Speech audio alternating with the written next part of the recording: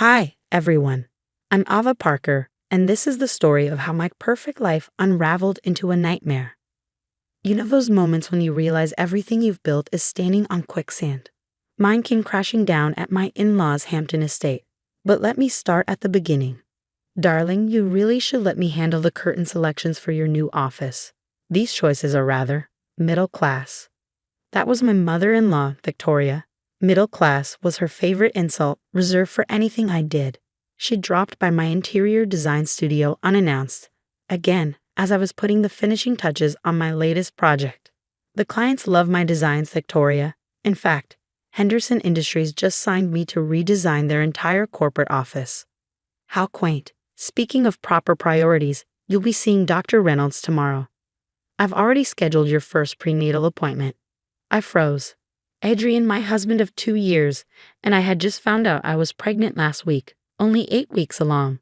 We were waiting for the right time to share the news. How did you? Oh, please, she interrupted, smiling like a cat with a canary. I've noticed you skipping wine at dinner. Dr. Reynolds has been our family doctor for generations. That evening, I called my mom, Sarah. As a nurse, she was always honest. Mom, is it normal for Victoria to be this involved? Honey, nothing about that woman is normal. Remember when she tried to uninvite your cousins from the wedding because their shoes were from Target? The next day, over coffee, my best friend Kate, who's a detective with a finely tuned radar for manipulation, was even more blunt. Girl, she's got her claws in everything. You've seen how she runs that charity foundation, right? Everyone's terrified of crossing her. As if that wasn't enough, Adrian's twin sister, Angela, made things worse. At family dinner, when we finally shared the pregnancy news, her fork clattered loudly against her plate. Well, isn't that just perfect? Some people have all the luck, don't they? Her bitterness was palpable. I caught Victoria and Angela exchanging a look across the table. Something about it felt off.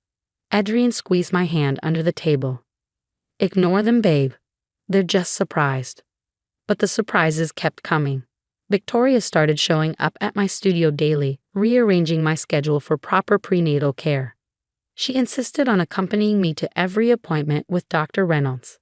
It's family tradition, she'd say with that icy, unrelenting smile. We take care of our own. Looking back, I should have paid more attention. The way Victoria hovered over every decision, how Angela's eyes followed me like a hawk, and those hushed conversations that abruptly ended whenever I walked into the room. But they were family, and family wouldn't hurt you, right? The Hampton estate was picture perfect that Saturday, gleaming with crystal and white roses. Victoria had spared no expense for her garden tea party. Such a lovely afternoon to celebrate our growing family, she announced, handing me a cup of tea with a peculiar gleam in her eye. This blend is specially crafted for expectant mothers, she added. I'd noticed her preparing the teas separately in the kitchen earlier, measuring out different amounts for different cups. I hadn't thought much of it then. That's what haunts me now. I should have said something. The cramps started midway through the second round of potato fours. At first, they were small, like period pain. Then they intensified quickly, sharp and relentless. I excused myself, trying to mask the cold sweat breaking across my forehead. Halfway up the grand staircase, I heard voices from the study. The door was slightly ajar. This will solve both our problems, Victoria's voice said, smooth and calculated. The foundation's secrets stay safe, and you'll finally give this family its first grandchild. Angela's reply was a murmur, but the meaning was clear. My blood ran cold. The cramping took on a horrible new meaning, barely making it to the bathroom. Before the pain fully took over, I heard the sound that sealed my fate, the click of a lock from outside the bathroom. Victoria? Angela? Something's wrong. I need help. My voice was desperate, my body trembling as the cramping worsened. Don't be so dramatic, dear, Victoria replied coolly from the other side. Every pregnancy has its discomforts. Please, I gasped, clutching the counter as I felt warm blood soaking through my dress. I'm bleeding. Family matters stay private, Ava. We wouldn't want to embarrass ourselves in front of our guests, she said, her voice dripping with condescension.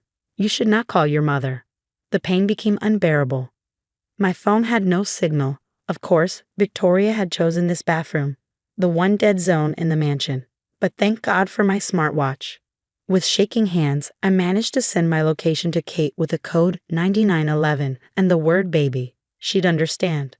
Another wave of agony tore through me, and I screamed. The sound was drowned out by the classical music someone had turned up downstairs. "Stop making such a fuss," Angela called through the door, her voice cold and unyielding. "This is for the best." Through tears, my eyes landed on the cup of tea Victoria had handed me earlier. I brought it with me to the bathroom, setting it on the counter. Wrapping it carefully in my blood-stained dress, I tucked it into my purse. Then, I grabbed the hand towel I used to wipe my mouth earlier. Evidence. Kate had always said, "Preserve the evidence, no matter what." The next hour was a haze of agony. I barely registered the sound of sirens in the distance. Victoria's voice was sharp and indignant. "Officers, this is a private family matter." Then, like a lifeline, I heard my mom. "Where is my daughter?" When they finally broke down the door, it was too late for my baby. But as the paramedics lifted me onto the stretcher, I saw Kate in the doorway, her camera flashing as she documented the scene. She held up the bloody towel and teacup with gloved hands. "Mrs. Kingston," she addressed Victoria icily, "I suggest you and your daughter don't leave town." Through the fog of pain and grief, I caught a glimpse of Victoria's face. The mask of control had cracked, and for the first time she looked truly terrified. Good. This wasn't over. Not by a long shot. 3 months living at my mom's house gave me time to grieve and plan. Adrian kept calling, begging me to come home. "Baby, please, Mom feels terrible about what happened. She thought you were just having normal pregnancy symptoms." Like how locking me in a bathroom was normal, or how choosing our doctor was normal. Adrian had no answer, but I did. Working from my laptop, I dug into the Charity Foundation's records. Victoria had given me access months ago. Likely assuming I was too middle class to understand financial documents, she underestimated me. "Kate, look at this," I said one night, sliding my laptop across the kitchen table. The foundation paid $500,000 for emergency structural repairs to a building they don't even own. Kate whistled. "And these contractors? They don't exist. This is money laundering 101. The hospital toxicology report arrived next. Kate spread the papers out in front of me. "The tea contained misoprostol," she said grimly. "It's used for medical abortions. And get this, only your cup tested positive. The others were clean." Victoria's obsession with control was her undoing. Security footage from her smart home system showed her in the kitchen that day, measuring something into my cup separately. Then came Dr. Reynolds' records, years of monthly payments from the Foundation for Consulting Services. "Your perfect family doctor was on Victoria's payroll," Kate said. "He knew exactly what that tea would do." The final blow came when Angela showed up at my mom's door, mascara streaked down her cheeks. "I can't sleep," she sobbed. "I keep hearing you scream." She spilled everything. The Foundation's fake charities, Victoria's panic over my pregnancy, threatening her empire, and a plan to end it all. "I was so jealous of your pregnancy," Angela admitted, trembling. "I went along with it. I'm so sorry."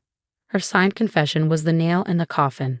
I laid everything out for Adrian, the fraud, the toxicology reports, Angela's confession, and finally, the security footage showing his mother poisoning me. His hands shook as he stared at the evidence. "She always said everything she did was for the family." I thought. His voice broke. "I thought she meant protecting us." "She meant protecting her criminal empire," I said. "What are you going to do?" I picked up my briefcase, now packed with evidence. "I already did it. The FBI has everything. The next move is theirs." The raid came at Victoria's most prized event, the annual charity gala. Under the glittering chandeliers surrounded by the elite of society, the annual Kingston Foundation Gala was Victoria's crowning achievement, a glittering affair where Manhattan's elite patted themselves on the back for their generosity. It was meant to showcase her power and influence. Too bad the FBI had other plans. "FBI, everyone stay where you are." The agent stormed in mid-sentence, interrupting Victoria's carefully rehearsed welcome speech. The room froze and all eyes turned to the stage. The look on her face, priceless. Her perfect mask shattered as an agent stepped forward. "Victoria Kingston, you're under arrest for money laundering and aggravated assault." "This is ridiculous. Do you know who I am?" Victoria snapped. But her voice wavered as handcuffs clicked around her wrists. The society pages had a field day the next morning. Kingston Foundation, charity or criminal enterprise? Socialite grandmother to be charged in forced miscarriage plot. Her precious reputation, built over decades, was obliterated overnight. Dr. Reynolds broke first, striking a plea deal to reduce his sentence. Mrs. Kingston provided the drugs and instructed me to approve their use. She said it was a family matter. His medical license was revoked within hours of his confession. Adrian, shattered and guilt-ridden, came to my office with divorce papers in hand. "I'm not contesting anything, Ava. Take whatever you want."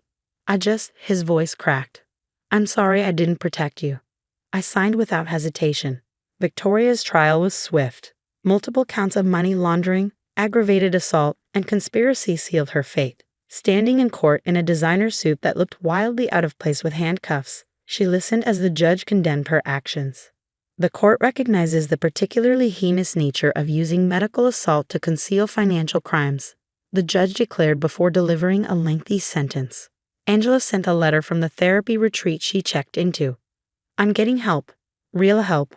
I'll spend my life trying to make amends for what I did. I hope someday you can forgive me." I used the divorce settlement to expand my design business internationally, opening offices in London and Dubai. It turned out Victoria's society connections weren't the only path to success. My work spoke for itself. 1 year later, I stood on a stage accepting the International Design Innovation Award. The moment felt surreal, a lifetime away from the woman I'd been during those dark days. The news ticker below the stage caught my eye. Kingston Foundation appeal denied. Assets permanently seized. Congratulations on the award. I turned to find a handsome stranger holding 2 champagne glasses. "I'm Marcus," he said, offering me one. "I love how you incorporated sustainable materials in the Henderson project." He knew my work, not my scandal. His smile reached his eyes, genuine and warm. "Would you like to discuss design over dinner?" For the first time in forever, I felt light, free. "Yes," I said, smiling. Victoria thought she was writing my tragedy, but instead she handed me the pen to write my own story. One where the villain falls, justice wins, and the heroine doesn't just survive, she thrives.